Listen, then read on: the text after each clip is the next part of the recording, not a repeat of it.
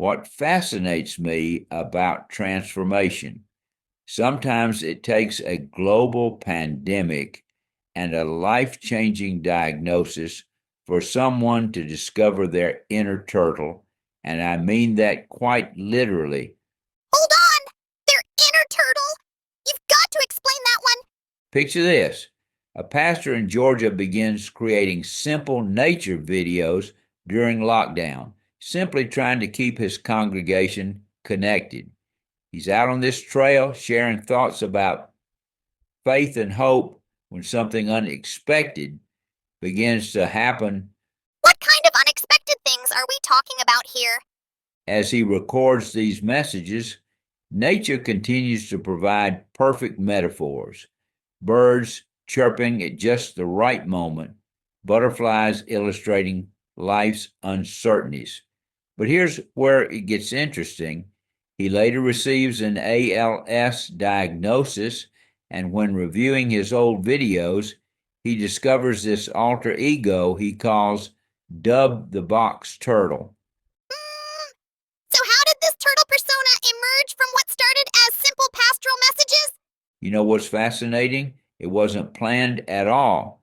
Through the gentle rustle of leaves and his growing connection with nature, this playful, wise turtle's perspective just naturally evolved. He'd have Dub emerge from the foliage with wisdom, or get this, make calls on his shell phone. That's actually pretty clever. How did his audience respond to this unusual shift? The response was remarkable. Where his original short talks offered traditional pastoral guidance, these pandemic turtle talks brought something entirely different: humor, wonder, and a beautiful invitation to slow down. People started messaging about how Dub's gentle reflections were helping them find peace in chaos. So what kind of wisdom was Dub sharing through these nature observations? He'd point out things like squirrels darting around, comparing them to our restless thoughts, or he'd spend time watching a patient robin and use that as a lesson about trust. But here's what's particularly poignant. As his ALS symptoms progressed, the slight changes in his voice became part of the message about life's fragility and beauty. That must have added such a powerful layer of authenticity to his messages. Exactly right. And when he went back to watch those early videos, he could spot subtle signs of his condition that no one noticed at the time, slight changes in movement or speech patterns. It's like these recordings became an unintentional documentation of his journey. There's something profound about finding new ways to connect when traditional methods are challenged. That's the heart of this story. Through his health challenges and the isolation of the COVID-19 pandemic, he discovered an entirely new dimension of ministry.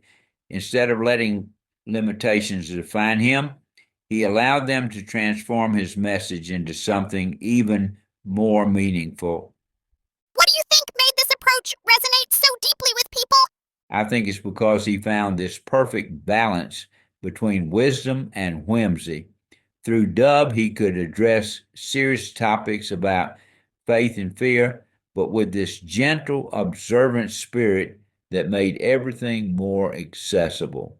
Plus, the turtle perspective naturally encouraged everyone to slow down and notice life's small wonders. That's such a valuable message, especially in our fast-paced world. And you know what's striking? The authenticity of it all.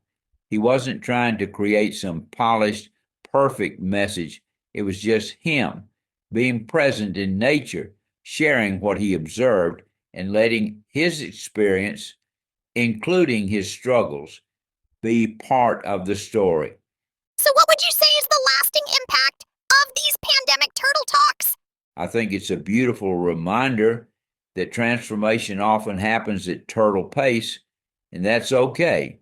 Sometimes our most significant insights come when we slow down enough to notice the small wonders around us. And perhaps most importantly, it shows how our challenges can open doors to unexpected gifts, even if they come in the form of a wise turtle with a shell phone.